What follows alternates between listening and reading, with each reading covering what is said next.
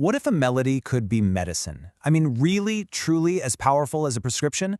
That's the world we're diving into today, through the work of Sarod maestro Pandit Vivek Joshi. He's pioneering the use of ancient Indian classical music as a very modern healing tool. So, let's see how he does it. This is the only path to go nearer to God. Wow, that's a powerful statement, right? It tells you right away that for Pandit Joshi, this isn't just about entertainment or performance. It's something way, way deeper. It's a spiritual practice. This one sentence really sets the stage for a journey that's about so much more than music. So, how does a person become a musical healer?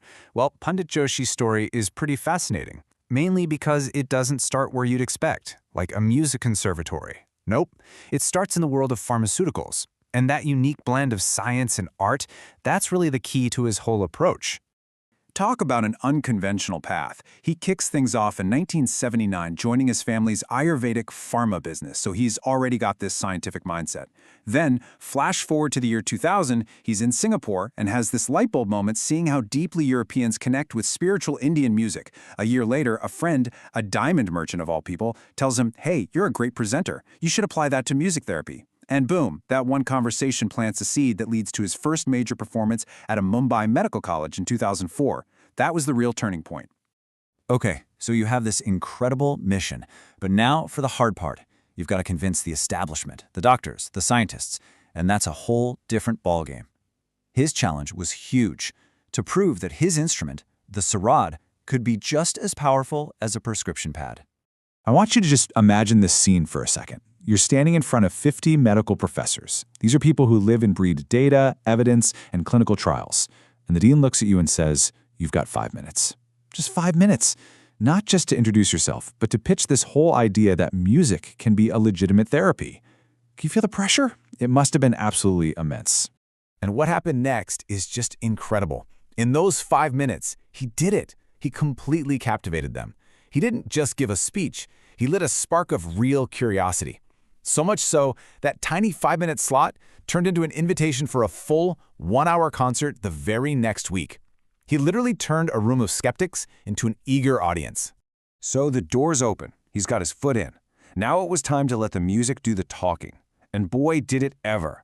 Because the most powerful proof isn't some theory in a textbook. It's seeing the real, observable change in people right in front of your own eyes.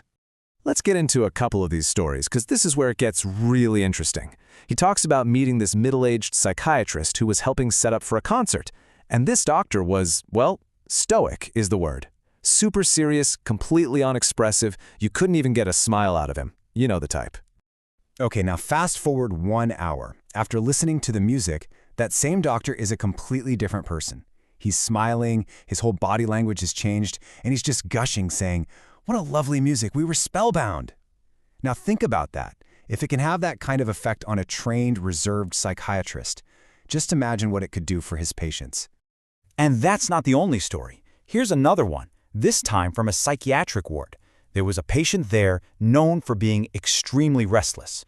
I mean, she physically could not sit still, not even for a few minutes. So after the concert, the head of the psychiatry department comes up to Pandit Joshi, and he's just stunned. He asks him, "How did you make my patient sit for 45 minutes in one place? She doesn't even sit for 5 minutes." That question says everything, doesn't it? The music achieved a state of calm and focus that medicine and therapy were struggling to reach. And this wasn't just a one-off thing. He saw this pattern over and over again. It didn't matter if he was performing in a mental hospital or even a central jail. The response was consistently the same. People were just held in rapt attention, experiencing this rare and profound sense of peace in some of the most challenging environments imaginable. The stories are incredible, but what about the numbers?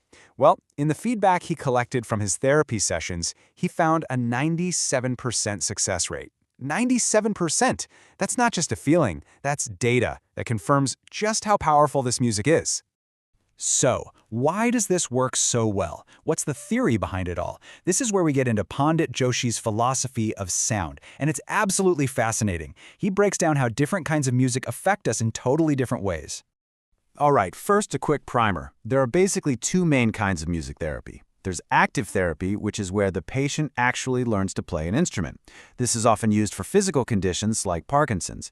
But what Pandit Joshi focuses on is passive therapy. This is all about healing through intensive, focused listening, which is ideal for mental and emotional health. Now here's his key insight, and I love this comparison. He talks about head music versus heart music. He sees a lot of Western music as head music. It's rhythmic, it's scripted, it's structured. In contrast, Indian classical music is heart music. It's soulful, meditative, and improvisational. It's not trying to get into your head, it's trying to connect with your heart and calm your entire system down. At its core, he calls this vibration therapy. The idea is that you don't just hear the music, you feel it. The specific frequencies and notes are vibrations that literally resonate with your body's own systems. They work directly on your nerves, soothing them. So this isn't just about relaxation, it's about using sound to physically recalibrate a stressed-out nervous system, leading to real benefits, like better sleep. But look, passion and powerful stories are fantastic, but to bring this into the mainstream, to make it a modern medicine, you need more. And Pandit Joshi knows this. He's not just an artist, he's a pragmatist. He has a clear vision for how to prove this scientifically. He proposes a super clear, practical framework for research. Step 1. Standardize it. You have to use the same raga at the same time with the same group to get consistent data. Step 2. Measure it. Use established clinical tools like the Hamilton Rating Scale for Anxiety to get objective results. Step 3. Collaborate. Work with hospitals and rehab centers. And finally, Step 4, and this is crucial, publish the findings to build up a body of evidence. And his ultimate vision is beautifully collaborative. He calls for engineers, the people who understand frequency and acoustics, to work side by side with doctors who understand human physiology. Together, he believes, they can truly unlock the science behind this incredible healing art. All of this leaves us with a pretty powerful question, doesn't it? As we all search for more holistic ways to heal ourselves, Pandit Joshi's work suggests that maybe one of the most effective medicines has been with us all along. Not in a pill, but in a melody. Could our prescription for the future really be a song?